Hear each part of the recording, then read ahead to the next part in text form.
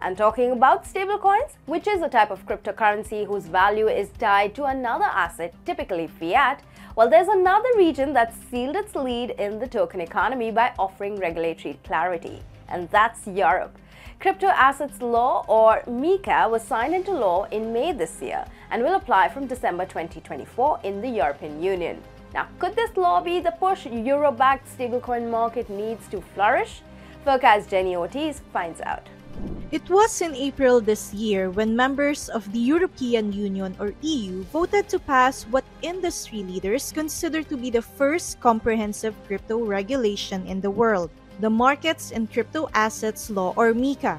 MiCA covers three types of assets: asset reference tokens, e-money tokens, and other tokens including utility tokens. But there's one digital asset that is possibly most prominent in all these rules: stablecoin. I would say the very heart of this regulation is really the regulation on stablecoins, as we call them, e-money tokens or asset reference tokens. This rules around stablecoins are very, I would say, concrete and strict, especially when it comes to reserves. In an opinion piece with CoinDesk, Kevin Patul of Kirak wrote, besides spurring a new wave of development in the industry, perhaps one of the most promising results of the new framework is that it will finally make a European stablecoin possible, something that has been long overdue. Euro-backed stablecoin market capitalization is almost $250 million. Just a small fraction of the global stablecoin market. The top three Euro-backed stablecoins are Status Euro, Eurocoin, and Tether Euro. The European stablecoin market is not really big, especially in the context of the global stablecoin market.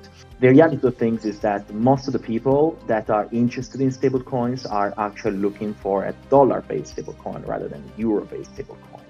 The US dollar stablecoin dominates the market because the US dollar is the world's reserve currency.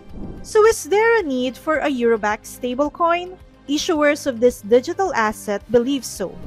Any US dollar stablecoin has to comply with American regulation, and there are no clear regulations in America in terms of how digital assets, much less stablecoins, are to be regulated. Number two, globally, you will see that there is a movement towards de-dollarization. In order for economies not to be too reliant on the US dollar.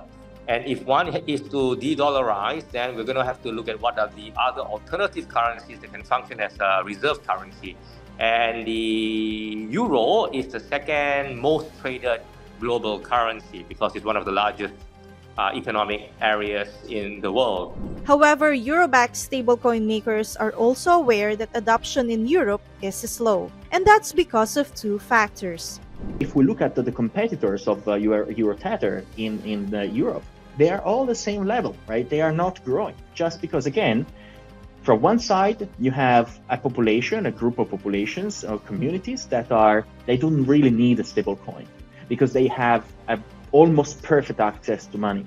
Maybe in the future it will change. And also the other problem is that, with MiCA, there is now uncertainty. And so before a huge adoption of a euro-based stablecoin, it might take time to clarify the pending issues with MiCA.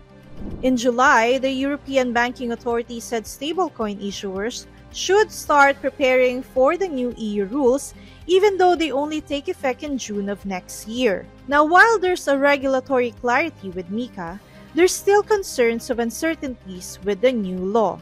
I think the biggest challenge is when MiCA starts being adopted in June, because the European Union, unlike the United States, isn't a political union. It's an economic union, so adoption state by state is going to take time. States are going to have to create a regulatory pathway to MiCA licensing, and because of that, we can never be sure whether the enforcement is going to take place immediately from June, or is it going to take time state by state in the European Union. But we know that it's going to be adopted. With a few months to go before the full implementation of MiCA in mid-2024, Euro-backed stablecoin issuers are getting ready to be fully compliant, and at the same time, they are hoping the euro stablecoin market will grow in Europe and the rest of the world. We want to make sure that once the regulation is settled, it will remain for a long time, so that companies like Tether can evaluate and understand it properly and strategize on the long term. Jenny Ortiz, Forkast.